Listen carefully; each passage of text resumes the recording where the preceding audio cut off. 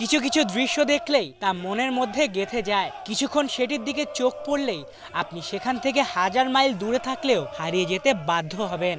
আর সেই দৃশ্য যদি হয় আপনার প্রিয় ফুটবল দলের শিরোপা উদযাপনের, তাহলে তো কথাই নেই। ফুটবল ভক্তরা ইতোমধ্যেই স্ক্রিনের দিকে তাকিয়ে বুঝতে পারছেন উদযাপন করা দলটি হলো ইতালির ক্লাব আটালান্টা। অবশ্য দলটির ফুটবলারদের এমন পাগলাটে উদযাপন দেখে অবাক হওয়ার মতো কিছুই নেই, কারণ ৬১ বছর পর কোনো মেজর শিরোপা ঘরে তুলল দলটি। আটালান্টা ফুটবলারদের মতো থেমে নেই দলটির ভক্ত সমর্থকরা। নিজেদের মতো করে বাঁধ ভাঙা উল্লাসে মত্ত তারাও। এটা অবিশ্বাস্য। খুশিতে পাগলের মতো অবস্থা হচ্ছে আমাদের। জীবনে আটালান্টাকে শিরোপা জিততে দেখে সত্যি বিশ্বাস হচ্ছে না। জীবনের অন্যতম স্বপ্ন পূর্ণতা পেল আজ।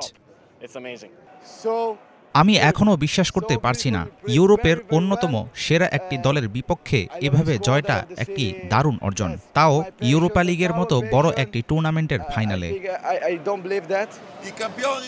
একদিন আগেই ইউরোপা লিগের ফাইনালে এই মৌসুমের অপরাজেয় দল বায়ার লেভারকুসেনের বিপক্ষে জয় পায় আটালান্টা।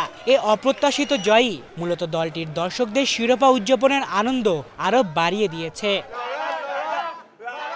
আলিফ চৌধুরী, বাংলা ভিশন।